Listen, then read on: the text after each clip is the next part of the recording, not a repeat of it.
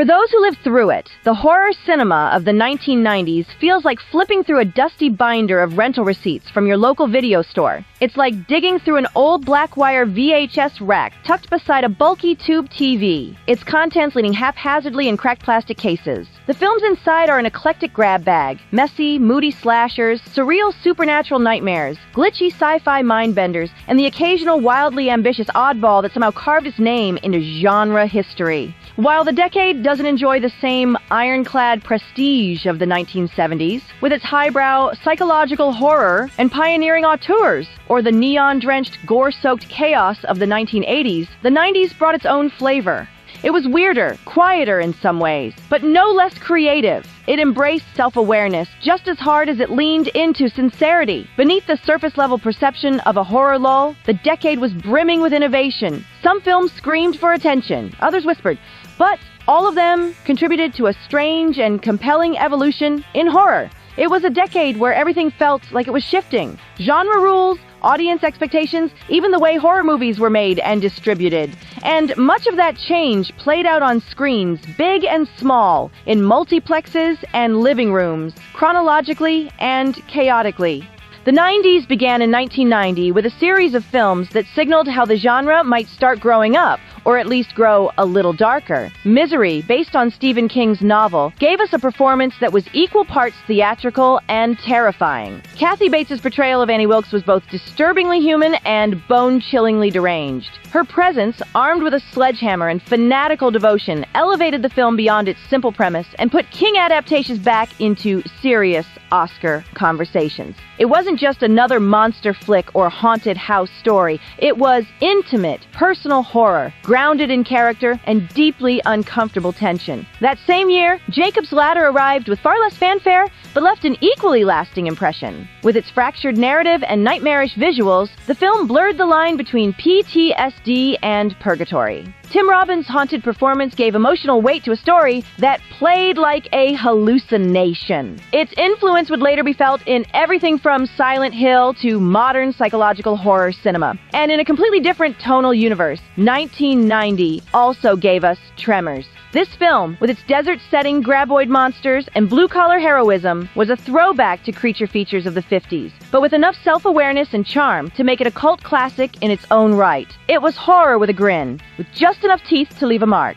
In 1991, horror veered into strange and subversive territory. The People Under the Stairs, directed by Wes Craven, wasn't just another haunted house flick. It was a twisted fable about race, class, and the monsters who hide in plain sight. Mixing urban legend horror with biting social commentary, the film followed a young boy who breaks into a house and uncovers a literal nightmare basement. It was gruesome, yes, but also funny, satirical, and uncomfortably real. The villains, insane landlords nicknamed Mommy and Daddy, were more grotesque caricatures of capitalist greed than supernatural boogeymen, making their comeuppance feel richly deserved. While it wasn't a massive box office hit, the film has endured because it dared to say something different and say it loud. That same year also saw the quiet release of The Resurrected, directed by Dan O'Bannon, best known as the writer behind Alien. Here, he took on a Lovecraft adaptation, turning The Case of Charles Dexter Ward into a moody, gothic descent into necromancy and madness. While the film flew under the radar for most mainstream audiences, genre fans quickly embraced it. Its atmosphere, practical effects, and eerie pacing captured the cosmic dread of Lovecraft's world better than many bigger-budget attempts. It felt like a movie that could have been made in the 70s and still managed to feel ahead of its time. Then came 1992, and with it, Candyman, a film that felt like it had stepped out of a mirror and into your nightmares. Based on a short story by Clive Barker, the film took the urban legend framework and elevated it with a potent mix of psychological horror and social commentary. Tony Todd's portrayal of the titular specter was more than just frightening. It was magnetic, mournful, and unforgettable, haunting viewers long after the credits rolled. His deep, resonant voice and imposing presence gave the character a tragic dignity rarely afforded to horror villains. Philip Glass's chilling, minimalist score floated above the film like a ghost itself, turning every reflection, every shadow into a potential threat. The setting, Chicago's Cabrini Green housing project, was not just a backdrop, but a central character in the story. The film tackled issues of race, poverty, and the lingering trauma of systemic neglect, making it one of the decade's most thoughtful and haunting entries. That same year, Fire in the Sky offered a completely different brand of horror, extraterrestrial dread. Based on a supposedly true story, the film centers on a logging crew whose co-worker goes missing after a UFO encounter, only to return with terrifying memories. While much of the film plays like a small-town mystery, it builds toward one of the most disturbing and memorable abduction sequences ever filmed. The needle scene, as it's infamously remembered, involves invasive alien experimentation and left a generation of viewers deeply rattled. It's a perfect example of how the 90s could take a relatively quiet setup and detonate it with one unforgettable scene. Meanwhile, Hollywood wasn't finished digging into its own mythologies, nor was it shy about reimagining old nightmares with lavish new budgets. One of the most ambitious undertakings of the era was Bram Stoker's Dracula, directed by Francis Ford Coppola and filmed largely in Northern California. Rather than presenting another rote retelling of the famous vampire tale, Coppola infused the story with grand theatricality, dense visual symbolism, and a baroque, almost surreal atmosphere. Every frame seems soaked in deep reds and gothic shadows, while elaborate costumes, practical effects, and stylized set pieces gave the film an old-world gravitas rarely seen in early 90s horror. It wasn't just another monster movie. It was a romantic horror epic, one that leaned hard into themes of lust, loss, immortality, and madness. And although it was set in Victorian England, the production's California roots were unmistakable. Coppola's decision to shoot key sequences in Napa Valley and Northern California gave the film a dreamy, operatic quality that separated it from the leaner, grittier vampire flicks of the past. In the same year, the horror genre took a very different turn with Army of Darkness, the third film in Sam Raimi's Evil Dead series. Originally a low-budget splatterfest born out of Raimi's Michigan-based DIY ethos, the franchise found itself transformed by Hollywood money and expectations. With Army of Darkness, Raimi stepped fully into the mainstream, and yet somehow managed to hold on to the anarchic spirit that made his early work so beloved. While much of the production took place on studio lots and sound stages, the film retained a wild, off-the-rails energy, blending slapstick comedy, medieval fantasy, and horror in a way that felt utterly singular. Bruce Campbell returned as Ash, but now in full one-liner spewing, chainsaw-wielding, reluctant hero form. This was no longer just a cabin-in-the-woods gore fest. It was a sprawling time travel adventure filtered through the lens of someone who clearly adored both Ray Harryhausen and the Three Stooges. In 1993, the horror genre took a curious turn with the release of Body Snatchers, a lesser-known remake of the classic invasion story. Although it didn't achieve the cultural impact of earlier iterations, this version brought a gritty, sweaty paranoia that felt timely. The military base setting amplified the themes of identity loss and authoritarian control, giving the film an almost claustrophobic tension. The special effects were effectively gruesome, the atmosphere thick with dread, and while it flew under the radar at the time, it has since gained appreciation as one of the better executed remakes of that decade. That same year, Return of the Living Dead 3 flips the zombie formula on its head with a surprisingly earnest love story buried beneath layers of body horror. Instead of purely aiming for laughs or cheap thrills, it gave its undead heroine a tragic edge, blending romance with grotesque self-mutilation in a way that felt almost poetic. It was blood-soaked and bizarre, sure, but also oddly sincere.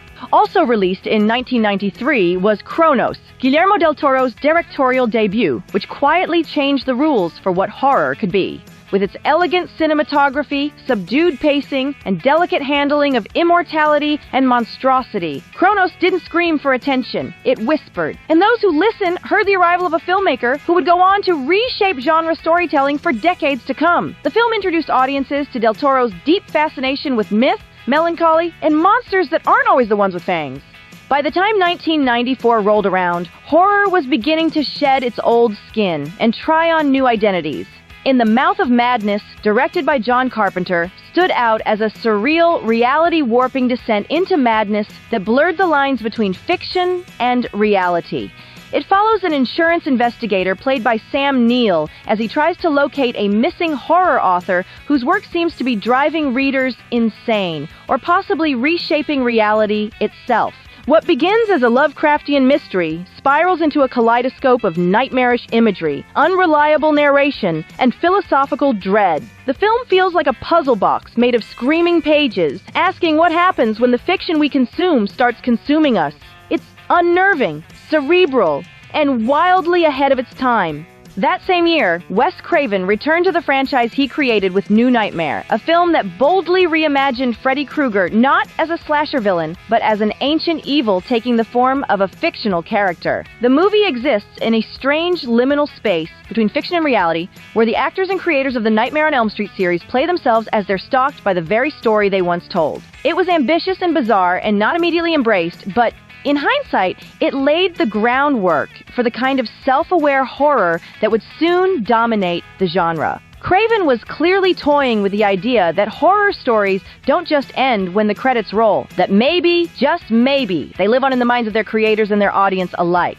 In 1995, Lord of Illusions slithered out of the deep recesses of Clive Barker's imagination and onto the screen, bringing with it a surreal and nightmarish fusion of noir detective drama and supernatural cult horror. It followed private investigator Harry D'Amour, played by Scott Bakula, as he tumbled into a hidden world of dark magic, ritual sacrifice, and illusionist-turned Messiah Nyx, who promised salvation through chaos. The film stood out not only for its signature Barker brand of grotesque elegance, but also for how it blurred genre lines. Part crime mystery, part philosophical horror, and entirely soaked in occult weirdness. While Lord of Illusions didn't land huge at the box office, it's since been embraced by fans of Barker's work and seekers of strange, cerebral horror. That same year, Tales from the Hood took a completely different route, but hit just as hard, if not harder. Directed by Rusty Cundieff and produced by Spike Lee, the anthology film presented 4 interconnected horror stories, framed by a funeral home encounter that was anything but ordinary. Each segment dealt with real-world horror, police brutality, domestic abuse, systemic racism, and gang violence, using supernatural elements not just to scare, but to drive its social commentary deep into the bones. Despite being heavy-handed at times, the film balanced its message with strong performances and some truly nightmarish imagery. It wasn't just a horror film, it was a warning, a lament, and a mirror.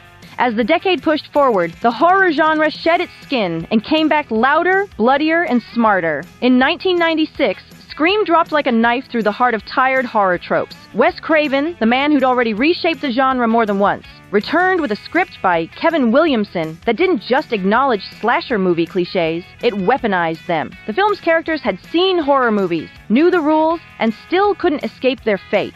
It was funny, fast, self-aware, and brutal. Ghostface became an instant icon. Horror fans were hooked. Studios took notice. A flood of imitators would follow, but none would quite match the film's perfect balance of wit and terror. It wasn't just a movie, it was a pop culture detonation. Also released in 1996 was From Dusk Till Dawn, an unhinged genre mashup that started as a tense crime thriller and then, in one glorious midpoint pivot, dove headfirst into vampire-splattered mayhem. Written by Quentin Tarantino and directed by Robert Rodriguez, the film starred George Clooney in his big screen breakout as one half of the criminal Gecko brothers, whose escape plan leads them to a remote Mexican strip club run by bloodthirsty undead. Salma Hayek's hypnotic snake dance, buckets of gore, and practical effects galore helped make it a late-night favorite. It was part heist movie, part horror circus, and all grindhouse madness with a Hollywood budget to burn. The genre momentum didn't slow down in 1997. That year brought Event Horizon, a sci-fi horror hybrid that still sparks debate to this day. Directed by Paul W.S. Anderson, the film followed a rescue crew investigating a deep space vessel that had returned from the void with something unspeakable on board. What they found wasn't just a ship, it was a doorway to hell, or something close enough. Though it was initially a critical and commercial disappointment, the film has since been re-evaluated and praised for its oppressive atmosphere, terrifying visuals, and relentless dread. It felt like Hellraiser met 2001: A Space Odyssey and ended in madness. Also in 1997 came Wishmaster, produced by none other than Wes Craven. This film introduced viewers to the Jinn, an ancient entity who granted wishes with a horrifying twist. Andrew Divoff's performance as the smirking, serpentine villain gave the movie its pulse. even when the plot veered into straight-up silliness. It wasn't high art, but it delivered on practical gore, creative kills, and cameos from horror royalty like Robert Englund, Kane Hodder, and Tony Todd, making it a fun, bloody love letter to the genre. Another lesser-seen entry from the same year was The Night Flyer, based on a short story by Stephen King. The film follows a cynical tabloid journalist chasing a serial killer who travels by private plane and leaves drained corpses in his wake. The twist: the killer might be a vampire, or something worse. Moody and atmospheric, the film didn't get much attention on release, but it has quietly gained appreciation among King fans and those who enjoy horror with a slow, creeping build rather than outright carnage. 1998 brought horror fans The Faculty, a snarky, high-energy body snatcher tale that blended teen drama with sci-fi paranoia in a way that only the late 90s could manage. Written by Kevin Williamson, the man behind Scream and Dawson's Creek, and directed by Robert Rodriguez, best known for his stylish action flair, the film felt like Invasion of the Body Snatchers by way of MTV. The setting, a typical American high school, was filled to the brim with classic teen archetypes: the jock, the goth, the nerd, the rebel, the new girl. But the twist was in how those familiar roles were infiltrated by something much more sinister. The film played with teen tropes in a way that was both self-aware and genuinely entertaining, capturing the anxieties of adolescence while also delivering some fun alien gore. And somehow, against the odds, it worked. The Faculty was pure genre popcorn, but it also had just enough bite and personality to stand out from the pack. Released the same year, Disturbing Behavior took a darker, more paranoid route. It wasn't as slick or as tongue-in-cheek as The Faculty, and it didn't quite land with the same level of energy or critical praise. But beneath its glossy surface and slightly neutered final cut, blame the studio, the story about teens being brainwashed into clean-cut perfection still resonates. There's something eerie about the idea of enforced conformity, especially in a high school setting where individuality is already under constant pressure. Over time, Disturbing Behavior has aged more gracefully than many would have expected, and its Stepford Teens premise now plays like a timely metaphor for the loss of self in a world obsessed with curated perfection. Then came 1999, a year that could easily be described as a moment of existential crisis for horror. The genre was shifting rapidly, splintering in all directions, and no film embodied this more than the Blair Witch Project. Shot on a shoestring budget with handheld camcorders, it discarded almost every traditional horror convention. There was no monster reveal, no elaborate set pieces, no big-name stars, just a raw, anxious spiral into the unknown, sold to audiences as something real.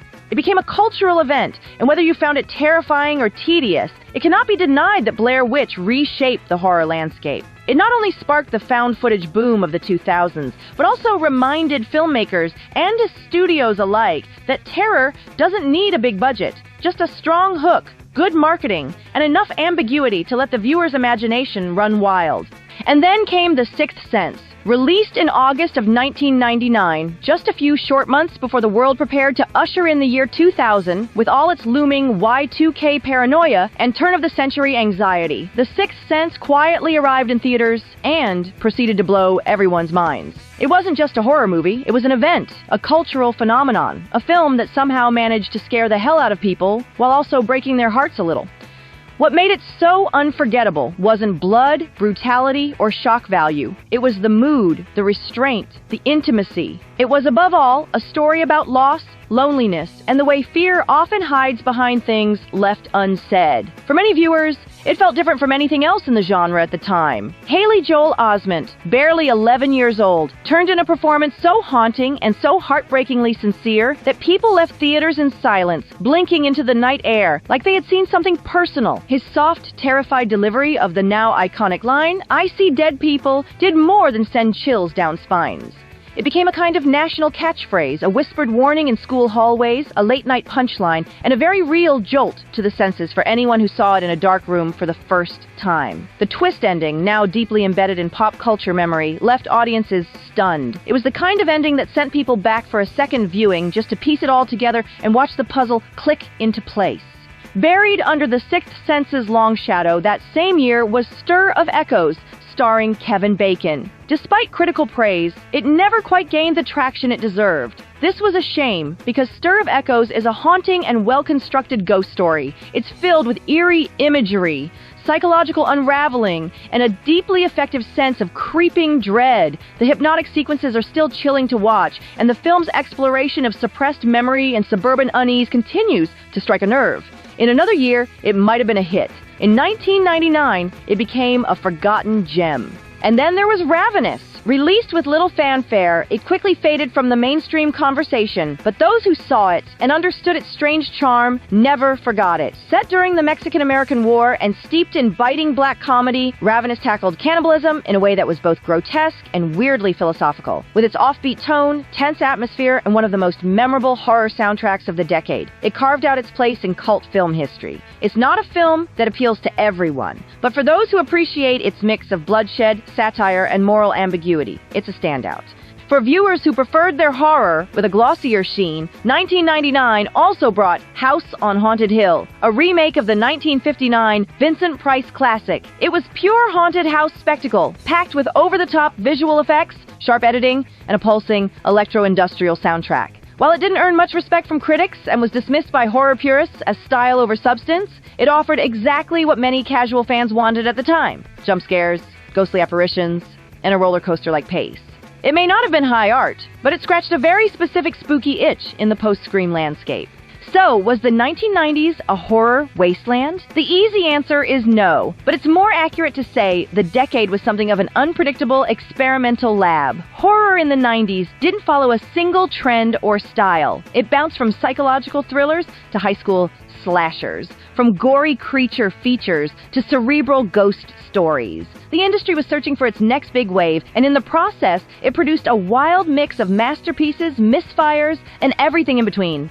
Some films became icons, some found their audiences years later on DVD shelves or streaming platforms, and some are still waiting for discovery. For every breakout success like Scream or The Blair Witch Project, there was a Brain Scan, a Castle Freak, or a Mute Witness. Films that might have been overlooked in their time, but deserve reevaluation. These are the oddities, the ones that didn't fit neatly into a marketing plan, but offered something memorable nonetheless. Looking back, it's clear that the 90s weren't about dominance or definition. They were about transition. The aesthetic wasn't always consistent, but the experimentation led to some truly inventive horror. Watching horror films from this era today is like flipping through a well-worn horror fan's journal, scrawled with messy thoughts, fever dreams, and moments of raw inspiration. Amid the clunky dialogue and outdated effects, there are still sequences that unsettle, performances that haunt, and stories that resonate. For those willing to dig beneath the surface, the best horrors of the 90s still pack a punch, and sometimes a bite.